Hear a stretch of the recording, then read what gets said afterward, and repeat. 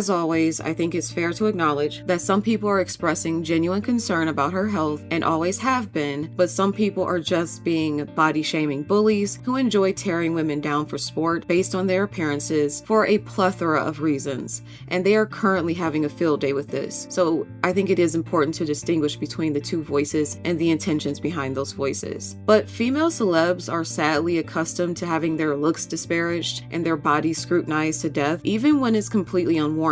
And as a result, they feel there's no safe place to land. And most never end up feeling comfortable in their own skin, despite how beautiful many of them actually are. Surviving Hollywood, surviving, an industry that can be cutthroat. Certainly when I was younger, was very cutthroat, and the mainstream media in the UK, it's no secret, were absolutely horrific to me. And I was scrutinized for how I looked because they decided I was fat.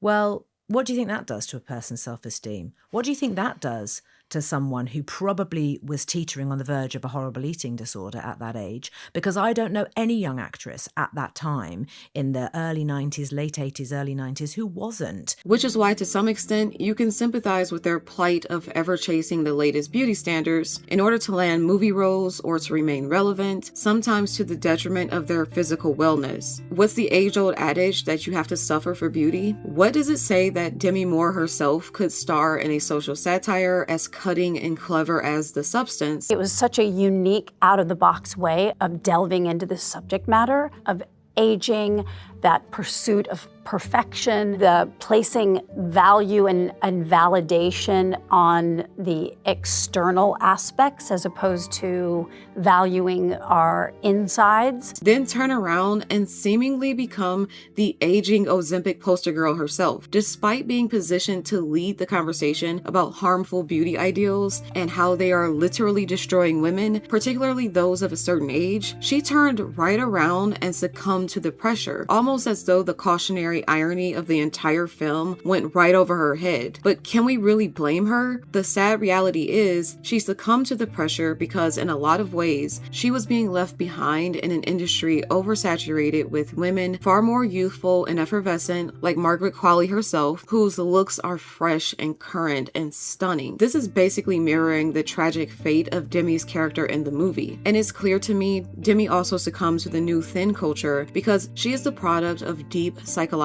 conditioning and coercive imagery and demands for thinness that no doubt inundated her inner world long before she ever began working in Hollywood in the 80s.